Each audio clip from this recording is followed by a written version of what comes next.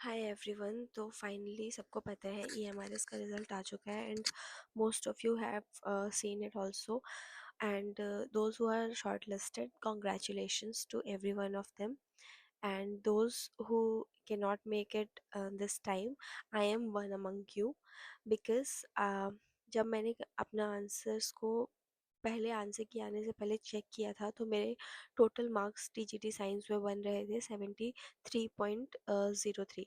अभी जब मैंने फेशियल आंसर की आई थी उसके बाद अपने आंसर्स को चेक किया था तो मेरे मार्क्स थे 68.33 नेट करेक्ट, जिसमें से मेरे 23 क्वेश्चंस गलत थे और मेरे 76 क्वेश्चंस करेक्ट थे। Now the result finally came and मैं ओबीसी कैटेगरी से बिलोंग करती हूँ, तो जिसका कट ऑफ गया है 67.667, ठीक है। लेकिन जो मेरा रिजल्ट आया है उसमें मेरे मार्क्स है only 67।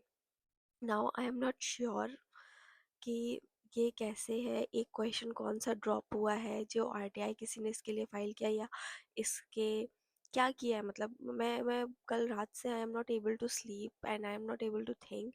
I rechecked my OMR twice thrice with the and match the answer officially answer key से मैंने दोबारा 30 बार मैच किया, लोगों से पूछा, but nobody has the same answer as I where I stand.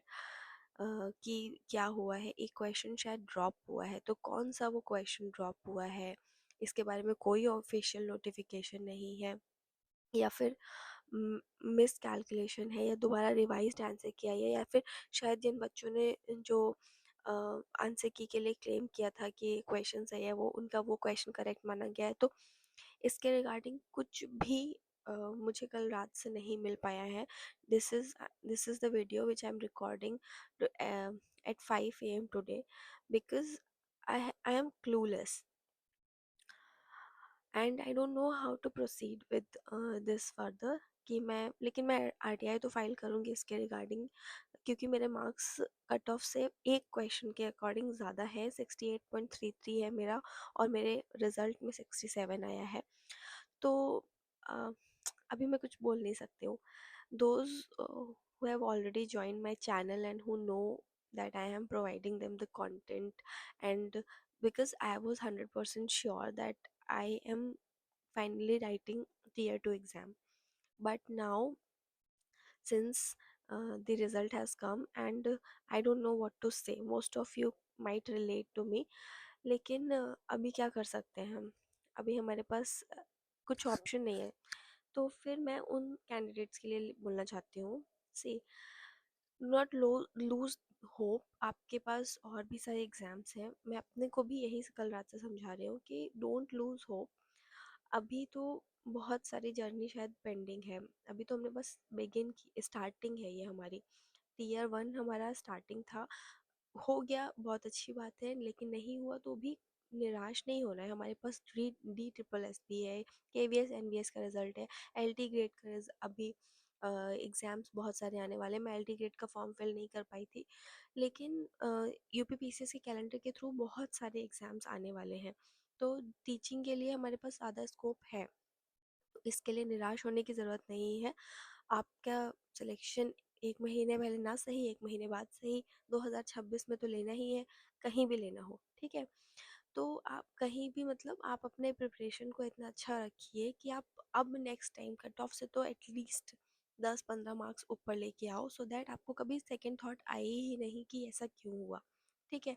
मैं ये एक्सपेक्ट कर रही थी कि, मतलब मुझे लगता है पूरी यूट्यूब कम्युनिटी पे जितने टीचर्स भी हैं जो काफ़ी बड़े टीचर्स हैं, वो सबको लोग यही एक्सपेक्ट कर रहे थे कि कट ऑफ 60 से बियॉन्ड नहीं जाएगा फॉर द जनरल कैटेगरी, क्योंकि 10 टाइम्स स्टूडेंट्स लिए जा रहे हैं। और पहले की कट ऑफ को देखते हुए उनको ये लग रहा था कि पेपर ऑब्वियसली मॉडरेट था, लेकिन उसके हिसाब से 60% बहुत है, इनफ है। लेकिन फिर भी जनरल वालों के लिए भी इतना हाई कट ऑफ गया है, मतलब एक्सपेक्ट क्या ही करोगे आप। मैथ्स के बाद साइंस का सबसे हाई कट ऑफ गया है। तो अब क्या कर सकते हैं, अभी आपको निराश होने की ज़रूरत नहीं है। Take your time, take 1 day off and think and process how you will proceed further. अब मैं उन स्टूडेंट्स के लिए भी ये स्पेशली कहना चाहती हूँ कि जिनका नहीं हुआ है या फिर जो निराश हो रहे हैं, आपको सेकंड थॉट लाने की अब ज़रूरत नहीं है, वो होना था जो हो गया, ठीक है। अगर किसी के मार्क्स डिस्क्रिपेंसी में है या उसे लग रहा है कि अ, मेरे मार्क्स मेरे हिसाब से कम आ रहे हैं, ओएमआर शीट जो जनरेट हुई थी उससे चेक करने के बाद में आपको लग रहा है कि कम है, तो आप उसके लिए लीगल एक्शन में जा सकते हो। ऑफिशियल नोटिफिकेशन अगर कोई ईएमआरएस रिजल्ट रिजल्ट का निकालती है कि प्रोविज़न की जो आएगी या टेंटेटिव जो रिवाइज्ड आंसर की आती है वो आएगी, तो बहुत अच्छी बात है, उससे शायद क्लैरिटी मिल जाए इस चीज़ की कि कौन सा क्वेश्चन ड्रॉप हुआ है। लेकिन अगर नहीं भी आ रही है तो आप अगर 100% श्योर हो तो आप आरटीआई वगैरह फाइल करके आंसर्स को मंगा सकते हो, ठीक है। लेकिन अगर नहीं हो या फिर थोड़ा बहुत आपको भी डाउट है तो don't waste your time and start preparing for the next exam. जो भी आपका है नेक्स्ट एग्ज़ाम, जैसे भी आप प्लान करा होगा आपने, आपके पास आपको पता होगा कि कैसे क्या है, तो निराश होने की ज़रूरत नहीं है मेरे हिसाब से। और रही बात बहुत लोगों का क्वेश्चन, एक मेरे पास ये भी आ रहा था कि अभी कैसे घर वालों को बोलेंगे, क्या बोलेंगे। सी, घर वाले आपकी रियलिटी जानते हैं, वो उन्हें पता है कि आपने कितना मेहनत किया है या फिर आप किस फेस से गुजर रहे हो। ऑल्दो वो आपके फेस पे नहीं बोलेंगे या फिर आपसे डायरेक्टली कन्फ्रंट नहीं करेंगे इस चीज़ का, निराश तो वो भी उतने ही होंगे जितने आप हो, ठीक है। लेकिन सबके पेरेंट्स का डील करने का तरीका अलग तरीके से होता है। समटाइम्स दे थिंक कि मेरा बच्चा इतना अच्छा है तो वो क्यों नहीं निकल रहा है या फिर क्यों नहीं हो रहा है उसको उसका एग्ज़ाम में, तो वो आपसे ज़्यादा होपलेस हो जाते हैं, जिसकी वजह से शायद वो कभी कभी बर्स्ट आउट भी होते होंगे आप पे कि क्यों नहीं हो रहा है, बाकी बच्चों का देखो हो रहा है। तो वो एक निराशा का फीलिंग है जो आपसे व्यक्त कर रहे हैं, क्योंकि आपसे एक्सपेक्टेशन है। और एक्सपेक्टेशन हमेशा उन बच्चों से होती है जिनके पास, उनको पता है कैलिबर है, उनके पेरेंट्स को ये चीज़ विश्वास है कि वो कुछ करेंगे तो बहुत अच्छा करेंगे, तो उनसे एक्सपेक्टेशन होती है। और जहाँ पे एक्सपेक्टेशन ब्रेक होती है तो थोड़ा सा दुख होता है। और ये चीज़ आप तो इतने मैच्योरिंग फेज में हो, आप अगर टीचर बनने वाले हो, आपको पता है आपका माइंडसेट कैसा है, तो आपको हर एक स्टूडेंट्स को भी वैसे ही डील करना है होगा इन फ्यूचर। तो you should also understand the mentality of your parents कि वो किस फेजेस से गुजर रहे हैं। रिलेटिव्स की मैं बात नहीं कर रही हूँ, मैं सिर्फ पेरेंट्स की बात कर रही हूँ। दोस्त who know, who want to see you successful. तो इसलिए आप लोग परेशान तो नहीं होइए, ठीक है। Now let us come to the practical aspect of the entire thing, कि अब क्या आप कंटिन्यू करोगे वीडियोस को या नहीं करोगे। Yes, I will continue the videos because कुछ प्रोमिस तो होते हैं और कुछ सेल्फ एथिक भी होता है। अगर मैंने अपने लिए कुछ कंटेंट बनाया है तो why should I not post those content videos here. अगर आप सब जो सिलेक्टेड हो उनको हेल्प मिल रही है तो definitely I will do it, ठीक है। वो तो उसके अकॉर्डिंग ही जाएगा। Now come to the answer writing and other initiatives which will remain the same on my telegram channel। आप में से किसी को भी एनसीईआरटी से रिलेटेड कोई कंसर्न है या फिर आंसर राइटिंग से रिलेटेड कोई कंसर्न है या टॉपिक वाइज कोई कंसर्न है, आप सारे टेलीग्राम को ज्वाइन करके वहाँ पर व्हाट्सएप के नंबर के थ्रू या तो डायरेक्टली रीच आउट कर सकते हो, या फिर आप मुझे बोलो, मैंने वहाँ पे ऑलरेडी पिन भी किया है। मैं डिस्कशन ग्रुप में पार्टिसिपेट करने के लिए बिल्कुल अब तो फुल्ली तरीके से रेडी हूँ, क्योंकि अब तो मुझे प्रोवाइड ही करना है कंटेंट को, और मुझे और अच्छे से पढ़ के अपने प्रिपरेशन को स्ट्रॉन्ग भी बनाना है। तो now I am 100% available for those who are getting into the finals. मतलब टीयर 2 का जो एग्ज़ाम लिख रहे हैं उनके लिए I am completely available to help out in every possible manner, ठीक है। तो आप उसके लिए तो आप डायरेक्टली टेलीग्राम चैनल को ज्वाइन कर सकते हो, और वहाँ पे जो भी आपकी क्वेरीज है, जो भी चीज़ें हैं, आप डायरेक्टली डिस्कशन ग्रुप जैसे ही बना दूंगी मैं, अगर स्टूडेंट्स डिमांड करेंगे तो आप वहाँ पूछ सकते हो, ठीक है। Now don't waste your time, जिनका भी सिलेक्शन हो गया है, do not waste your time इधर उधर की कट ऑफ या इधर उधर का रिजल्ट या ये सब देखना एकदम बंद कर दीजिए।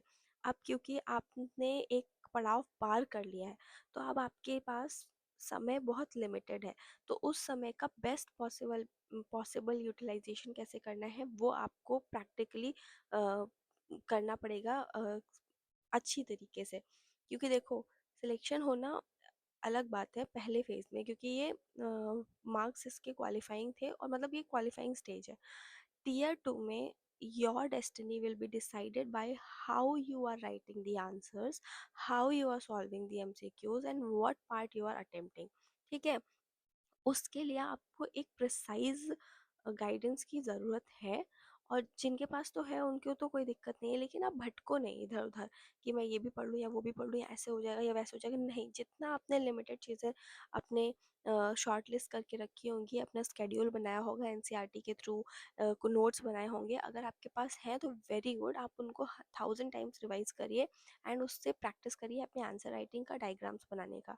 लेकिन जिनके पास नोट्स वगैरह नहीं है, they can directly come to me and ask me and demand what they want. ठीक है, उसके लिए प्रॉपर इनिशिएटिव वगैरह सब कुछ मैंने ऑनलाइन अपने टेलीग्राम चैनल पे पोस्ट करके रखा हुआ है। नाउ अब आप ट्रस्ट की वो बात होती है कि कैसे ट्रस्ट किया जाए क्या नहीं किया जाए, तो वो कंटेंट आप बेहतर हो, आपने टीयर 1 क्वालिफाई किया, आप ये समझ सकते हो कि कंटेंट कैसा होना चाहिए जिससे हम सिलेक्शन ले सकें। कंटेंट में कुछ बकवास चीज़ें तो नहीं लिखी, मतलब आजू बाजू का सारा चीज़ें डाला हुआ है, लेकिन क्रिस्प जो डिमांड कर रहा है एग्जाम वो है ही नहीं। तो ये तो आप बेटर पता कर पाओगे क्योंकि आपके पास उतनी नॉलेज है अब।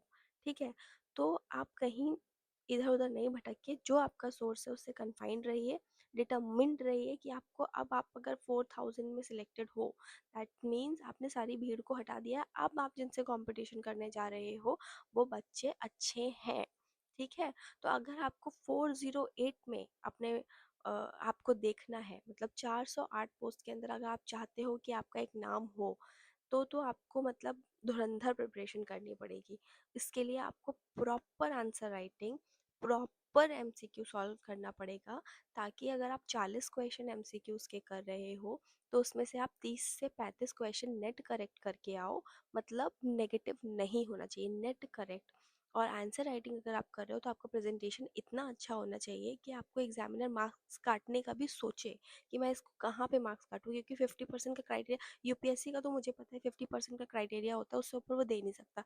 लेकिन अगर ईएमआरएस का भी यही क्राइटेरिया है कि वो कुछ सर्टेन बाउंड्री सेट करेगा, उससे ऊपर मार्क्स नहीं दे सकता है। अब इक्वेशन में वो मार्क्स काट नहीं सकता, रिएक्शंस के में वो मार्क्स काट नहीं सकता, डायग्राम में वो मार्क्स काट सकता है, डिस्क्रिप्टिव एनालिटिकल आंसर्स में मार्क्स काट कर सकता है, एग्जाम्पल्स नहीं दिए तो मार्क्स काट कर सकता है, या फिर आपने प्रॉपर लेबलिंग नहीं किया डायग्राम को तो मार्क्स काट कर सकता है। तो उसको, ये तो आप उसको दोगे कि आप मेरा मार्क्स यहाँ पे काट के दिखाइए। ठीक है, तो आपको तो 100% अपना देना पड़ेगा for the second phase. So those who are interested, those who want guidance, those who need guidance, तो please reach out to me and I will help you the best possible way में। ठीक है, thank you so much for supporting this channel and thank you so much for trusting in me, and I hope कि आप जो भी next करोगे वो best करोगे। और देखो, डेस्टिनी प्लान्ड है, अगर आपने मेहनत किया है तो आपकी मेहनत वेस्ट नहीं जाएगी, और आपका सिलेक्शन आज नहीं तो कल होगा ही, ये तो 100% है। नॉलेज तो किसी की ख़राब नहीं जाती है। ठीक है, ये तो समय समय की बात है कि किसने अच्छा किया किसने अच्छा नहीं किया, तो आपने अपना बेस्ट दिया है और आप उसमें ही संतुष्ट रहिए। देखो, आइंस्टीन का मैं एग्जांपल एक कमेंट में भी डाला था, मैं आपको ये भी बोलूँगी कि आइंस्टीन ने तो कितना ट्राई किया। मैं सारे जितने भी आप बड़े एंटरप्रेन्योर्स हैं, जितने भी आप बड़े टीचर्स हैं, उनको देखिए, उनके फेलियर्स से सीखिए कि पहले तो वो कितने टाइम तक कुछ नहीं करा है उन्होंने, मतलब उन्होंने ट्राई किया नहीं हो पाया, बट फाइनली अभी जब अपने आप को 10 साल पहले वाला इमेजिन करते हो, 10 साल बाद वाला इमेजिन करते हो, तो उन्हें लगता है कि वो बहुत बेटर प्लेस पे हैं।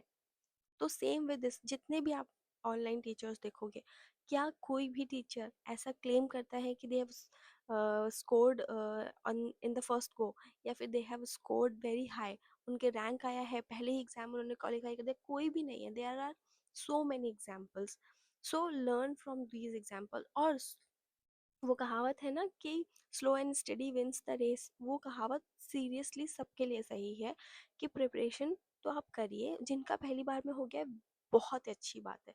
वो आप तो डिटर्मिन रहिए, आपके पास तो 100% मोटिवेशन होना चाहिए कि आप तो इस बार निकाल के कुछ बड़ा ही क्लेम कर दोगे, और करना भी चाहिए। You should set a example. But those जिनका नहीं हुआ है, मैं उनके लिए बोल रही हूँ कि आप लोगों के पास तो बहुत सारे ऑप्शन एक्सप्लोर करने के लिए अब, तो why to confine yourself to one exam only? ठीक है, तो please don't lose hope and study, do not, मतलब do not give yourself this much time कि आप थॉट भी कर पाओ कि आपको क्या करना है। ठीक है, आपके पास इतना मोटिवेशन होना चाहिए कि अब नेक्स्ट में क्या कर लूँ, नेक्स्ट में क्या कर लूँ। अरे आप तो स्टूडेंट हो, आप ह्यूमन बीइंग हो। पहली पहली बात तो ह्यूमन बीइंग के पास तो कितना कुछ करने के लिए होता है और वो कर सकता है। सो ठीक है, आप लोग निराश नहीं होइए। सेम मैं अपने आप को भी समझा रही हूँ। हाँ, मेरे आईज वगैरह थोड़ा स्वेलन हो गई, तो प्लीज़ अवॉइड दैट। तो stay motivated and gear up. ठीक है, all the best and start preparing for the next exam. Thank you.